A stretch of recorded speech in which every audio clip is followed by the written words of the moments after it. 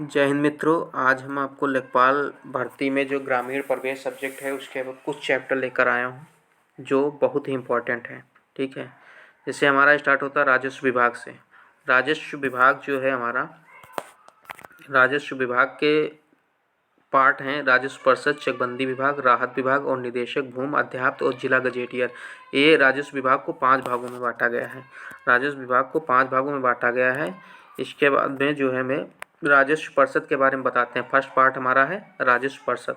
ठीक है, राजस्व परिषद के बारे में बताते हैं। इसका गठन जो है ईस्ट इंडिया कंपनी के शासन में ही हो गया था। ईस्ट इंडिया कंपनी के शासन में हुआ था सन 1831 में राजस्व परिषद की स्थापना हुई थी। ठीक है, राजस्व परिषद की स्थापना 1831 में हुई थी। ठीक है, अब इसका मुख्यालय जो है इलाहाबाद था। इसका मुख्यालय कहाँ था? इलाहाबाद में। इसका मुख्यालय इलाहाबाद में था।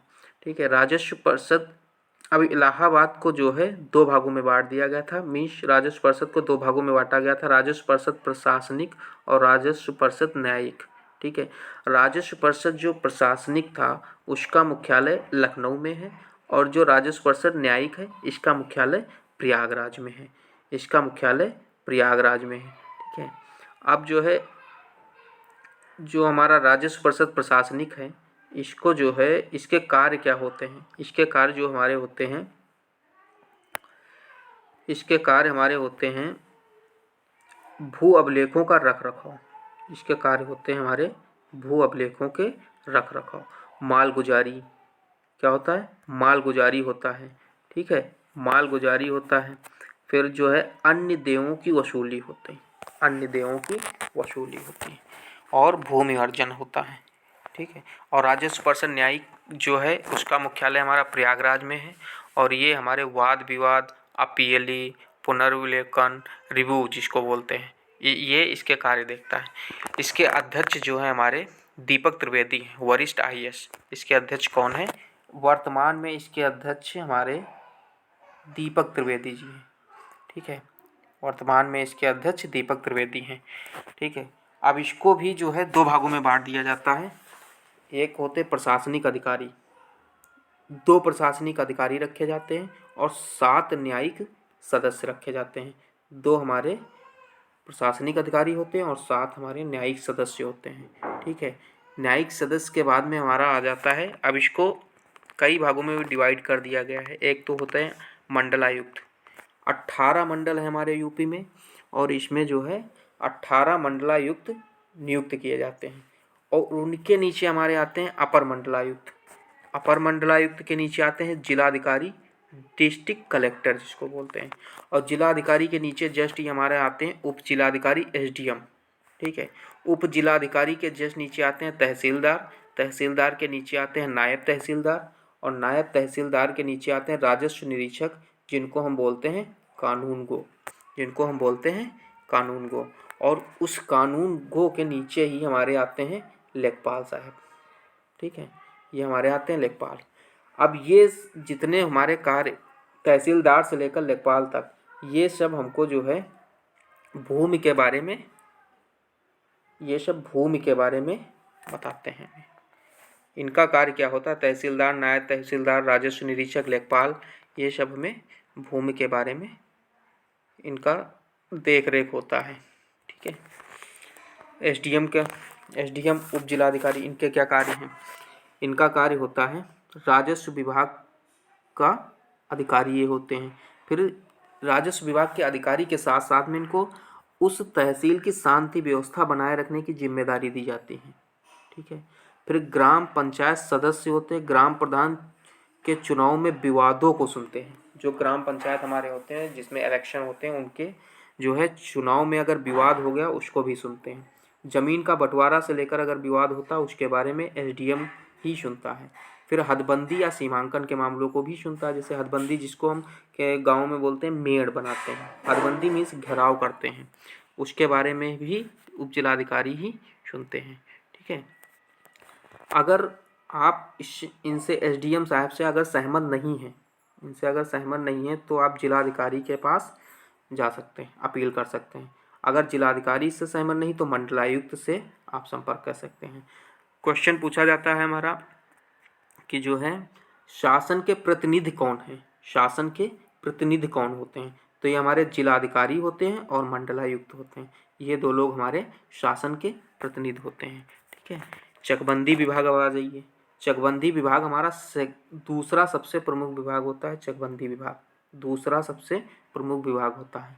ठीक है। अब चकबंदी आयुक्त में सबसे बड़े अधिकारी, ठीक है, चकबंदी आयुक्त होते हैं सबसे बड़े अधिकारी। फिर इनके नीचे कौन आता है? इनके नीचे हमारे आते हैं चकबंदी संचालक। चकबंदी संचालक के बाद हमारे आते हैं संयुक्त संचालक, फिर जिला उप संचालक चकबंदी अधिकारी आते हैं, फिर बंदोबस्त अधिकारी होते हैं, फिर सहायक बंदोबस्त अधिकारी होते हैं। ठीक है। उसके बाद में हमारे आते हैं चकबंदी अधिकारी। उसके बाद में हमारे आते हैं चकबंदी अधिकारी। ठीक है। फिर सहायक चकबंदी अधिकारी होते हैं। सहायक चकबंदी अधिकारी होते हैं। ठीक है। और उसके जस्ट नीचे हमारे आते हैं चकबंदी लेखपाल। इसके जस्ट नीचे हमारे आते हैं चकबंदी लेखपाल। ठीक है। अब चकबंदी के बारे में हम आपको थोड़ा सा बताना चाहेंगे। चकबंदी के बारे में, चकबंदी होता है चक और बंदी, इनको हम ब्रेक कर दें। चकबंदी के दो पार्ट हो गए हैं, चक और बंदी।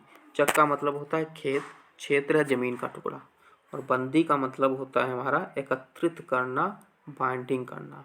जैसे बंदी का मतलब होता है कई जगह हमारे किसान हैं, उनके कई जगह खेत हैं और उसको एक जगह एकत्रित करना होता है, एक जगह एकत्रित करना होता है।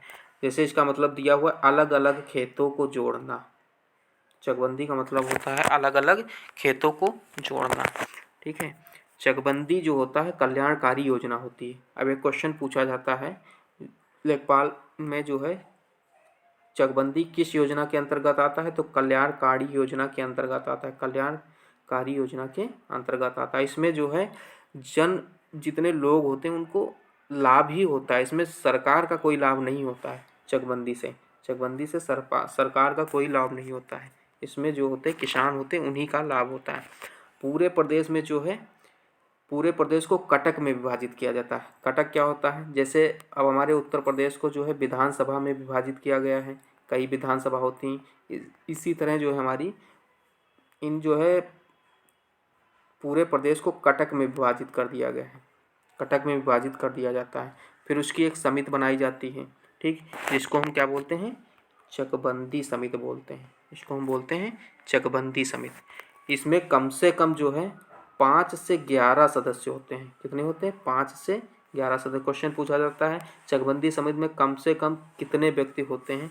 तो 5 से 11 सदस्य सम्मिलित किए जाते हैं। इसमें किसानों के फैले हुए खेतों को एकत्रित किया जाता है। फिर चकबंदी का प्रारंभ सन 1954 से हुआ था। चकबंदी का प्रारंभ सन 1954 से हुआ था। तहसील कौन थी? मुसाफिर खाना, जो सुल्तानपुर में थी, जो डिस्ट्रिक्ट सुल्तानपुर में थी, लेकिन अब जो है वो अमेठी ज़िले में है। अब कहाँ है? अमेठी ज़िले में है। ठीक है। फिर 2 तहसील थी हमारी, एक थी मुसाफिर खाना और दूसरी थी हमारी कैराना। दूसरी थी कैराना। पहले ये मुजफ्फरनगर ज़िले में थी, लेकिन अब वो शामली ज़िले में है। ये क्वेश्चन पूछा जाता है कि चकबंदी का प्रारंभ किस सन से हुआ था और किन तहसीलों से स्टार्ट हुआ था? तो 2 तहसील है हमारी, एक तो मुसाफिर खाना और एक कैराना, 2 तहसील हैं हमारी। ठीक है। इसके बाद में जो है 1958 में पूरे प्रदेश में धीरे धीरे चकबंदी लागू होगी। ठीक है। 1958 से पूरे प्रदेश में धीरे धीरे चकबंदी लागू हो जाती। अब तक कम से कम एक बार चकबंदी हो चुकी, कम से कम, अधिक से अधिक बार नहीं कहा गया, कम से कम। क्वेश्चन पूछा जाता है अब तक चकबंदी कितनी बार हो चुकी, कम से कम चकबंदी कितनी बार हो चुकी? तो क्वेश्चन ऑप्शन होगा हमारा एक बार। कितनी बार? एक बार। ठीक है। थैंक यू दोस्तों। अगर हमारा वीडियो आप लोगों को अच्छे से समझ में आता तो हमारे चैनल को सब्सक्राइब करें, शेयर करें और लाइक भी करें। धन्यवाद।